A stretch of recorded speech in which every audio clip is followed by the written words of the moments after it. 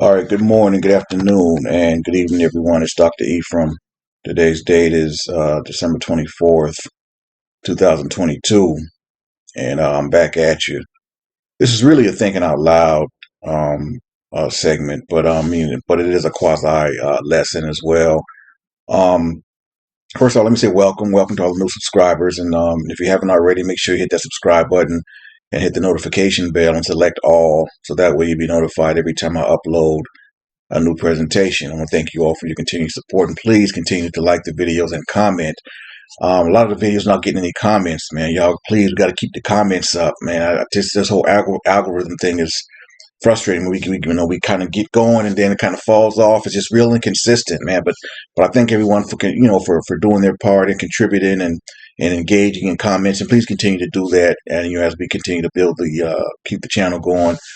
Um, a brother asked me a question earlier, man, and really and honestly, until today, I didn't know and realize that there are some Israelite camps that are teaching and have taught that African Americans are exclusively Judah, like all African Americans are Judah. I did not know that they was teaching that. I didn't. I mean, that's almost just as bad as advertising that 12 tribe chart. There's just no way that's genetically possible that every single African American is Judah. I mean, I got a few scriptures. I'm gonna go into that by why I think they may think that or they teach that. But if any one of you brothers, man, is just listening to this, and it could add to this build, because I would really like to kind of build more on this, because I really did not know that they were teaching that, man. I mean, man, that's wow. I was like, and so I was thinking about it the whole day, since me and the brother was kind of going back and forth, and he asked me if I would do a lesson. So yeah, I feel led to, because I mean that was really just, it was really on my spirit. Like I got to kind of put some um put a different aspect on this thing, man. Because like I said, before DNA came along, we had to believe a lot of BS, a lot of crap, because we just didn't know. We had to accept what people told us. We had to accept what people said, and I mean, that's just like just going around saying you an Israelite. Oh yeah, anyone can say that they're Israelite. Can you prove it though? Can you reckon your genealogy? That's the thing. I don't want to hear your, this and that. Anyone can say anything. That don't make it true. So, the Most High raised me up by His grace and mercy to bring this DNA teaching forth to the children of Israel. This kills all of that. I mean, this kills everything, right? So I'm going to break it down and explain to you all really how the E1B1A works as it relates to the 12 brothers. Well, really the whole 14 tribes, all 14 tribes. We got a lot for Ephraim and Manasseh, because I mean, shoot, Ephraim is the northern kingdom. How can we not include Ephraim? So even though we know that he gets his portion from Joseph, we get all that, but Ephraim, we gotta include him as well. So basically, it's 12 tribes of Israel, but technically it's 14 with Manasseh and Ephraim, with the house of Joseph. So what I want to do is I want to go over some scriptures, and like I said, any of you brothers that know of any scriptures or know why or where they get that from, and teaching that all African Americans are Judah. I mean, 'cause that's pretty bold, man. That's pretty bold. There's nowhere in Scripture where the Most High tells us exactly how many, what the percentage of us was going to be in certain areas, or how we was going to be mixed. This and that. But we do know that we're mixed, man. I mean, just the 10 tribes alone. You want to talk? You want to talk mixture? And when Judah came back, was brought back from Babylon, Judah and Benjamin, and there was some of Levi up in there. So we know that there was some mixture right there when they came back, before he scattered them again for not wanting to do the right thing. You know what I mean? So, we're gonna get into all of that, man. I'm gonna try to break it down as y'all know me, as simplistic as I can, with the whole DNA and genetic thing, and show that from my standpoint, there's no way genetically all African Americans can be Judah. I mean, now it would be a better argument if they were teaching that all African Americans were from the kingdom of Judah. So now you got three different tribes to pull from. You understand? And why I say that is because, just looking at the DNA data that I've looked at for African Americans, mine included, I'm E1B1A7A. And I know for a fact there's a lot of E1B1A8A, which we think is actually Judah. So that makes sense. And it also makes sense that we were mixed in. We can't all be Judah, and our DNA outs that. Our DNA reveals the truth on that. All of us can't be Judah genetically. So that means that we come from another brother or another tribe. Because our DNA says that, right? Because if we all were from Judah, all of our DNA would be the exact same. You understand? That's how that works. Jacob had his. He gave, the 14 tribes all have aspects of the E1B1A.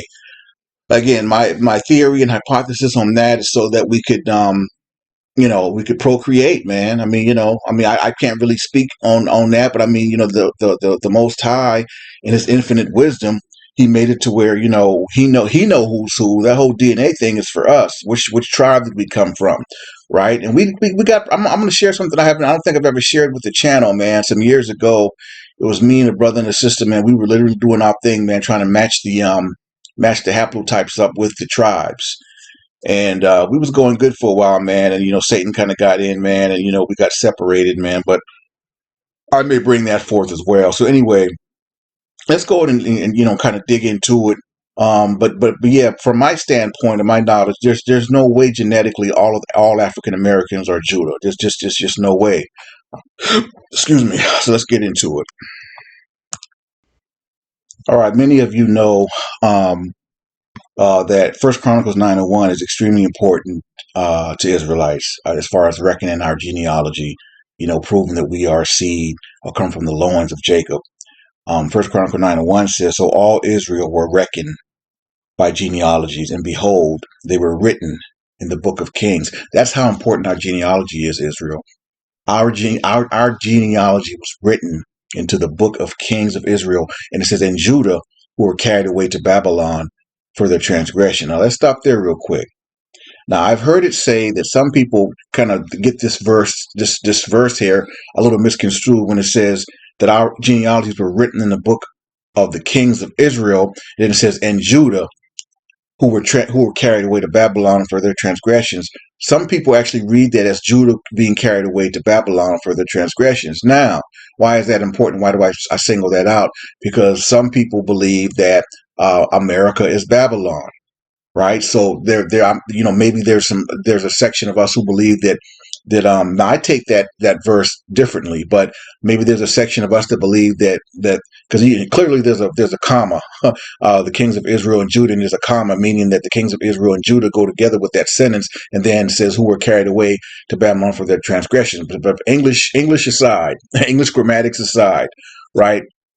But the reason why that can't be true, even though it kind of sounds, believable as far as, Judah Judah was carried away to Babylon.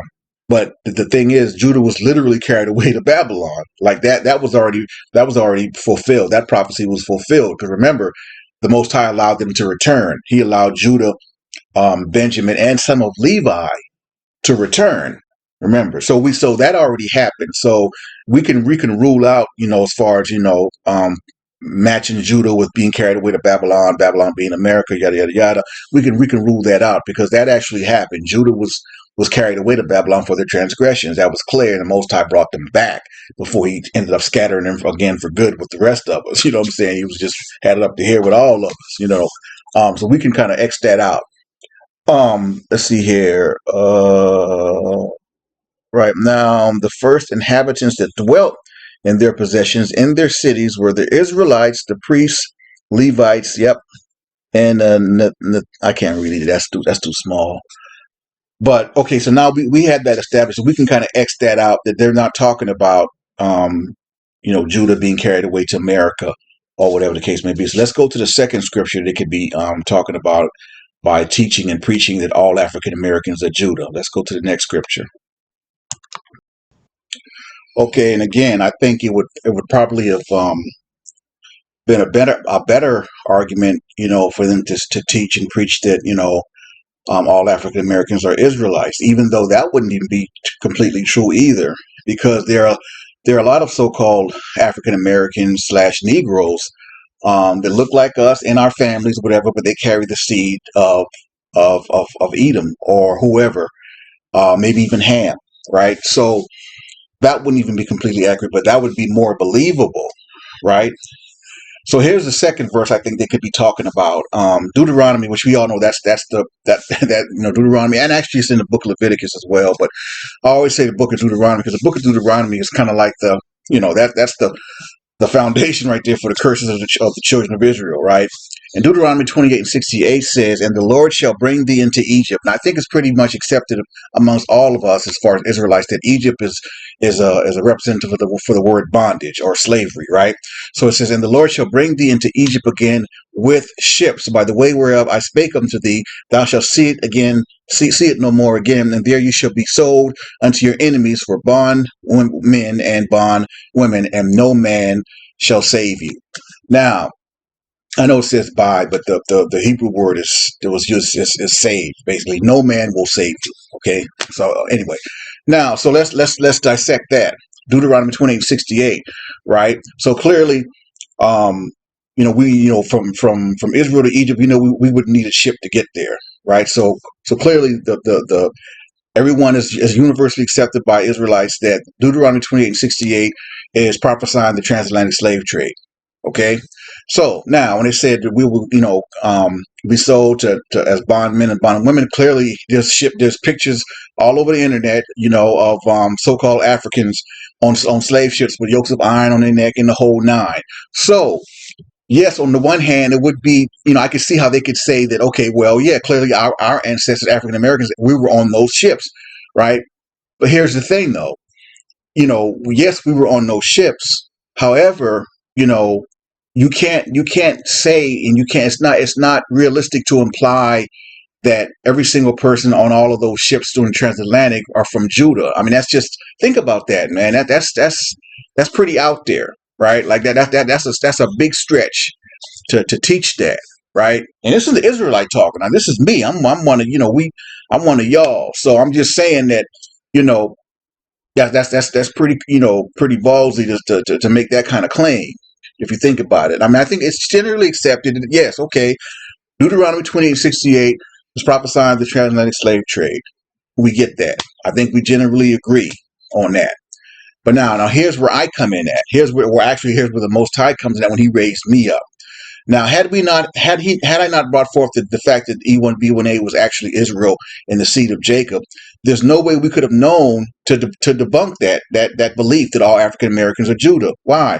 Because we don't know anything. We didn't know anything about DNA, about how DNA works, about the seed line, the bloodline. We didn't understand all that at first. So all we had to go by was this scripture right here, Deuteronomy 28:68. And in a vacuum, if you look at this scripture and verse in a vacuum, right? Yes, it does seem to imply that African Americans, and I don't even know what kind of think of it. Like I said, I don't know how they get that African Americans are Judah even from this scripture verse. So if any one of you brothers got the scriptures or some scriptures where this might, where else this might be coming from for them to get that kind of belief, please drop it, man, and let's build. Okay, because I'm not trying to, be funny or nothing like that, but I'm really trying to see how they got that, how they teach that, and why they teach that, and what's their basis in scripture for that, in Torah, right? So please drop the scriptures, but I don't even know how they get that all African Americans are Judah. I don't really get that. Like I said, it'd be more of a believable thing, if saying all African Americans were Israelites. But again, even that wouldn't be completely true genetically. So back to my point. So here I come. The Most High, He had enough, I guess. People going around saying this, saying that, saying stuff for years. We just letting it go, letting it ride. The true children of Israel not knowing who they are, not having no way to prove who they are. Small percentage of us believing in scripture, saying that we're Israelites. Okay, cool, but still no proof by blood, by DNA. Cue Dr. Ephraim, man. The Most High raised me up January 2015. That was the official day that it did. By grace and mercy of the Most High, I dropped that 3-hour video, the E1B1A video about E1B1A being the holy haplotype of the children of Israel. Now, before that date, I'm not saying no one didn't know about their DNA being E1B1A, but before that date, there's not a soul on this planet that connected E1B1A to being an Israelite until the Most High raised me up. And so, that being said, I'm going to, in the next segment, I'm going to try to break down and explain how it's genetically impossible for all African Americans to be Judah. Okay, you gotta factor in, slave rapes. You gotta factor in other, some Hamites getting caught up into some of those slave drop offs, whatever the case. Like just like another brother, a Puerto Rican brother that was on the border the other day, and come to find out, that happened with him. There was a Hamite that got caught up in that wave of slaves that it was dropped over there in Puerto Rico, and we know that because we have his DNA. See, and that's the importance of DNA. See, without that DNA, we can't out nobody. We can't, what I'm saying? We can't put them on blast. Well, once we get that DNA, man, that's why a lot of brothers are scared of the DNA, because they scared they're gonna take it. It's gonna say that they're something else and that they're not Israel. But don't be scared, Doc. If you can roar as loud as a lion and claim to be Israel, reckon your genealogy. Take the blood test, Doc. Prove it. Reckon your genealogy. See, I'm solid. My mother and my father are Israelites, right? By grace and mercy of the Most High. It's all good. It is what it is, right? I met a brother who's a seed of, he was saying, going around saying, Israel, Israel, Israel. Come to find out, took the DNA test, man. Come to find out, he's Ishmael. You know what I'm saying? He didn't like that. So anyway, I'm saying that to say in the next segment, I'm going to try to break down as simply as I can how the DNA works and how we know genetically there's no way all African Americans can be Judah genetically. And now that we have that knowledge, I can disprove that. Okay, let's get it. All right, my Israelite brethren, brothers, sisters, and sojourners of Israel.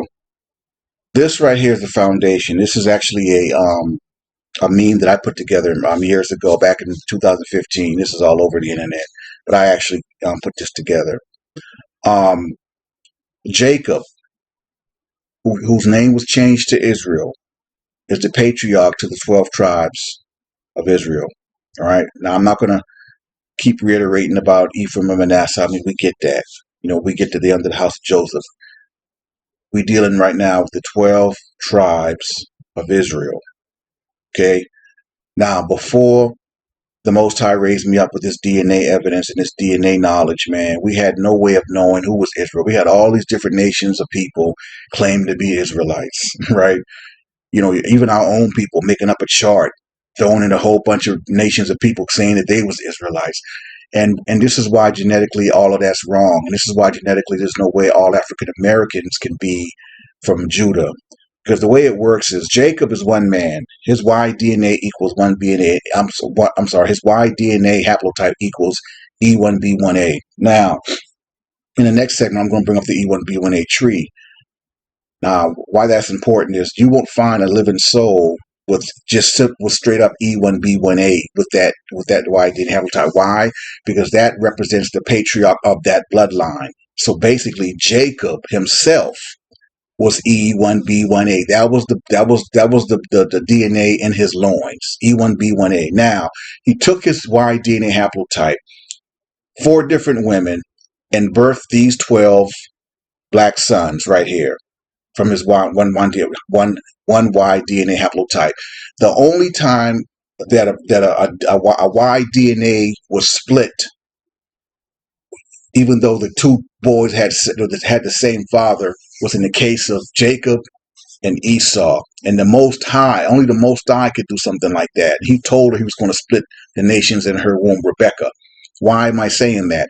Because ordinarily, when you have one man that has 12 sons, those 12 sons are going to have his Y DNA haplotype. One man can't produce more than one Y DNA haplotype. I don't care how many sons he has.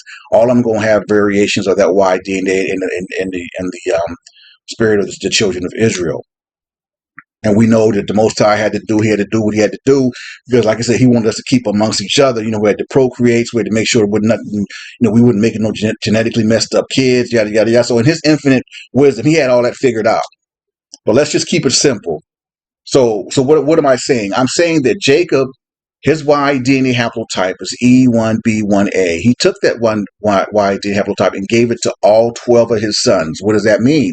That means that all 12 of his sons have different variations of the E1B1A, and I think the Most High did that so he could separate, kind of separate the tribes, right? For example, Jacob, the patriarch, is Israel, was E1B1A.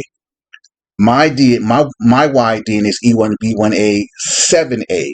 That 7A represents which bloodline from the E1B1A I come from. So all the brothers have variations of their dad's Y DNA haplotype of the E1B1A. Another example, E1B1A 8A. Now we believe that to be Judah. So if you African American, your Y DNA says E1B1A8A, 9 times out of 10, you from the tribe of Judah. That 8A represents Judah's line, and so on and so forth. Y'all getting this? I'm hoping y'all getting this. So that's the importance of the letter and the nomenclature after the E1B1A, because that represents which bloodline you come from. So just knowing the fact that there are at least, I want to say at least three, maybe four, but I know at least three Y DNA haplotypes of African Americans, mostly now, that are that says Judah, Ephraim, and I'm not sure of another. It might be, I don't know, it might be Benjamin. I don't know. It's just there's no way to tell. But for a fact, we know that we know our conjectures that it's Judah, mostly in Ephraim. So let me go to the next segment and break down the E1B1A haplogroup tree even further to drive my point home. Okay, here's the E1B1A subclades tree, right? So let me explain this as simply as I can. This, what you're looking at, this basically represents the the patriarch and all of his, basically his descendants that came from his loins, right? So now you can take away, like I said, the E1B1A. We don't even have to count that. That represents kind of the patriarch of Jacob. You won't find a living soul with that haplotype that says E1B1A. Supposedly there's groups of other people trying to claim the E1B1A now, and that's only because I came out with the E1B1A being Israelites, man. I mean, they won't let us live, man. By grace and mercy of the Most High, they won't let us live. Anytime we get close, they change the goalposts on us. I came through with this DNA information. Now they're trying to manipulate that, and a lot of people that don't look nothing like us trying to claim that they E1B1A. You know what I'm saying? So that's a part of the madness. But anyway, so like I was telling y'all in the last segment, you know. Now I'm not trying to speak and think for the Most High, because again, all of this stuff matters. The four matriarchs, they matter. Like, you know, when you talk about genetically making kids, all that factors in the who can procreate with who, right? And that's why I really think, you know, the Most High had it to where everyone's E1B1A with different subsets or subgroups of E1B1A to represent each individual tribe. Because at some point, even in terms of there's a scripture and verse where you wouldn't at one point you wasn't even supposed to marry outside of your tribe with respect to the inheritance or something like that. Not saying you couldn't intermarry with the 12 tribes, meaning in terms of the, you know, the blessings. You know, you couldn't inherit certain land by marriage, something like that. But you know, it's the Most High is very, very distinct in how he had it set up. You know, like I said, I'm not trying in any way to think for him, but I just think in his infinite wisdom, he had all that figured out. Because, like I said, Zilha, Bilhah, Rachel, and Leah, you know, you got to figure there's certain, you know, he had, in terms of procreation and keeping it within one nation, he had to do what he had to do to make that possible. And that's basically what all the subclades of E1B1A represents. It represents each individual nation and whatever he felt he had to do to make sure that, you know, we could procreate, you know, with no genetic issues with children and things like that. So that's what that's why there's no genetic there's no way that African Americans are exclusively tribe of Judah, because I know for a fact there is at least 3 different Y DNA haplotypes from the majority of African Americans that came through the transatlantic slave trade. And that's why we have our proof. Like I said, that 7A and that 8A, that represents the bloodline you come from. That's how I know we're from different, we're from the same seed, but from a different bloodline, a different bloodline within that same tree. All of us are from Jacob, but I'm from Ephraim. 8A is from Judah. 7A is Manasseh, and so on and so forth. It's like, that number and that letter represents which nation, which brother, which tribe of Israel we come from. That's how we know genetically, and we can genetically prove that not all African Americans are Judah. And they didn't even factor in the slave rapes. I mean, there's a lot of us, not, I'm gonna say a lot of us, there's a percentage of us that carry, YD haplotypes that's not Israel at all. But they look just like me and you. They're in our family, but their DNA outs them as a Hamite, or as a European or a Spaniard or whatever it is. Their DNA outs them. DNA has the power to DNA, man. I mean, it's sad to say it's good, and I mean, it can be bad. I mean, it can destroy families. I mean, because it reveals the truth. You can live something your whole life and been told something your whole life, and get that DNA, and that DNA turn it all the way upside down, man. That DNA is powerful. So anyway, I'm gonna say that, man. I don't want to drag this out. Hopefully, I kind of broke it down as simply as I could. Why genetically we all African Americans can't be Judah, because we have the different Y-DNA haplotypes in our DNA to prove that we're not, and that we're different. So, I mean, at the end of the day, man, it's all good, man. Let me tell you something. The way I feel, man, I could be Judah if I was. I mean, it don't even matter. The fact that I'm an Israelite, to me is just so humbling. I don't really care. I don't care where I was from, which tribe, whatever. Just being an Israelite. That's how I look at it. You know what I'm saying? But anyway, y'all brothers, like I said, y'all can let's build on this, man. If y'all know something I don't, or have some information why they teaching that in all African Americans or Judah, y'all please drop it in the comment section and let's build. All right, hopefully I kind of quench some thirst on some knowledge on that, and so that'll be that. So until next time, it's Dr. Ephraim signing off, saying Shalom, elect.